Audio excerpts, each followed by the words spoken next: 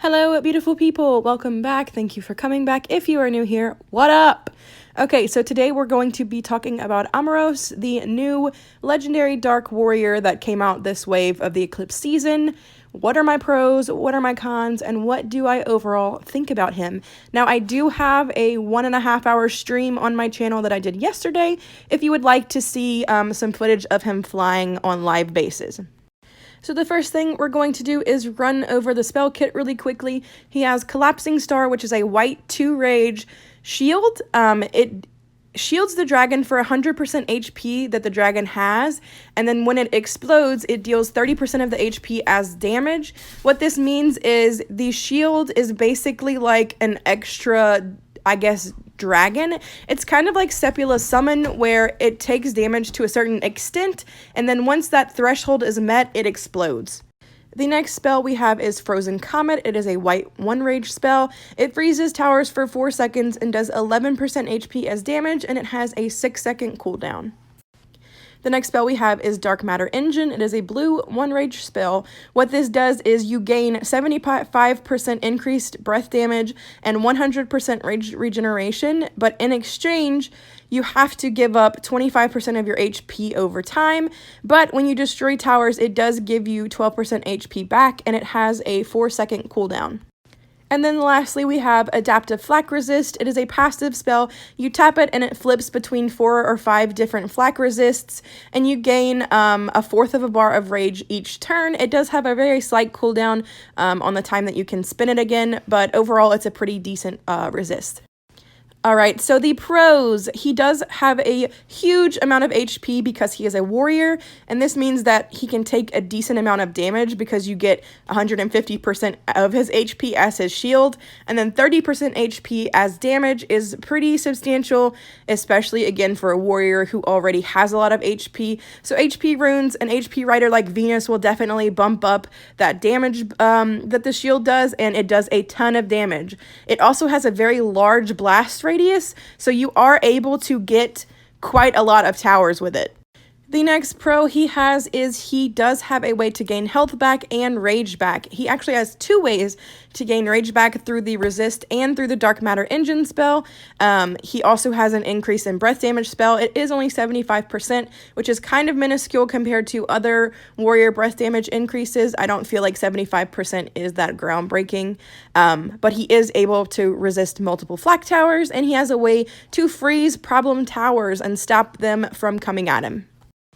He is an easier warrior to fly. He doesn't require a ton of thought process to fly him, and you are able to stack the shield damage with the Dark Matter Engine blue spell to kind of time them correctly, so that when your AoE spell does massive damage, at the same time you are gaining health back from that blast radius, so you can heal massively if you stack that shield damage with that blue healing spell. Now, for the cons, the shield can be very, very easily canceled by an Ice Flak or a Howitzer Super Shot, and I believe Cannon Tower Super Shots as well. I don't really know that for sure because not many people run Cannon Towers anymore, so I'll have to test that and play with that, but I would assume that the cannon would break the shield as well. Without the shield, the dragon is pretty much useless. He can't deal enough damage to destroy the towers without the shield blast, because 75% increased breath damage is great, but it doesn't really mow through towers, especially defended. You also have to sacrifice health for the breath damage boost. So you also have to sacrifice health to get health, basically. So I don't really like that, and especially because it's 25% of your health. I think it would have been better if it was like 15 over time, because again, warriors have a lot of HP. The Meteor spell has a really long cooldown, like 6 seconds, meaning that you can't throw the freeze and freeze multiple towers. So if there are a lot of things coming at you, especially like Howitzer Super Shots and pylons, lightning towers, you can't freeze all of that. It isn't like Hyaku's spell where you could like throw the meteors pretty quickly, like in rapid succession. There is a pretty long cooldown on it, so you really can only freeze one spot per island, and I don't really think that that is good considering the rest of his spell kit is so easily canceled. You also have no way to dodge Rage Drain islands, so you can absolutely get Rage Drained and have nothing to do except spin your Flak Resist, but it only gives you 0.25 Rage, so you have to spin it 4 times before you can even get 1 bar of Rage back. And then the Flak Resist doesn't protect you against howitzers, pylons, or beam towers, which are a large majority of the towers used in the game at the current meta. So you can really get eaten alive by lightning towers, pylons, howitzers. I've found that the most problematic tower so far for me is the howitzers, especially when they're in the back because they can shoot. And usually I don't have my freezing meteor spell off of cooldown yet. So I find myself getting hit by the howitzers quite a lot. I don't know if throwing the meteor at the back howitzer would be beneficial because then I couldn't freeze things up front that are problematic. And again, you can't really use the freeze that often on an island because of the cooldown. So there are a lot of cons with this guy, and every single base that I've hit defended so far, I can't do anything because you have to get the blue mage down to use your damage boost. And then you have to get the shield down to be able to hit the blue mage. And then also you have the ice flak and the and the howitzer that can cancel you. So you have 3 towers that are problematic for you as far as your shield and your breath damage, and you can't touch any of those until you take out the shield.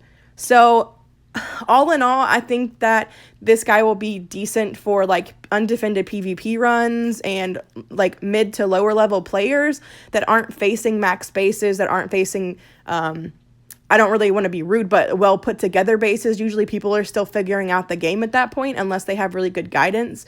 So the bases that you're hitting aren't as hardcore as the bases when you're nearing end tier, and they usually don't have max gear and max defensive riders and stuff, so it's a little bit easier to get through those bases versus when you're hitting bases that are end tier, that have been playing the game for a really long time and have all that max gear and max runes and stuff.